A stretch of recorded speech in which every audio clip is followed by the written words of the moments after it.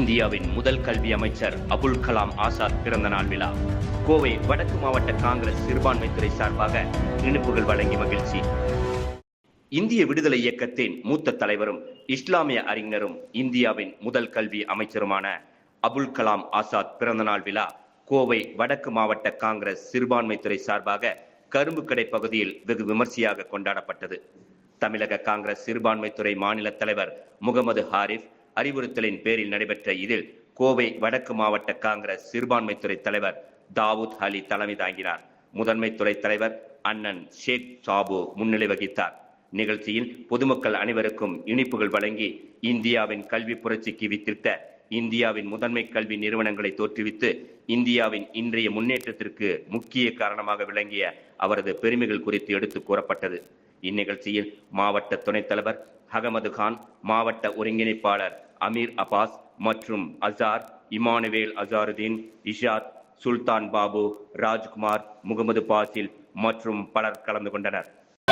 எங்கள் அன்பு தலைவர் ராகுல் காந்தி காங்கிரஸ் காங்கிரஸ் அபுல் கலாம் ஆசாத்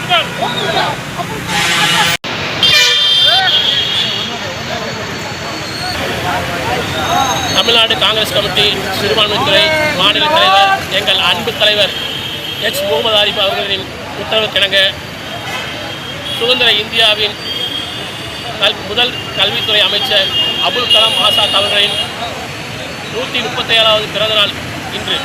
இந்நன்னாளிலே அவர் இந்த நாட்டிற்காக செய்த தியாகங்களும் கல்வித்துறையில் ஏற்படுத்திய புரட்சியும் நினைவு கூறுவோம்.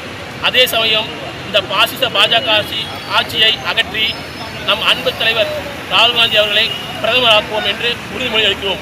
ராகுல் காந்தி ராகுல் காந்தி முகமது ஆரிஃப் ராகுல் காந்தி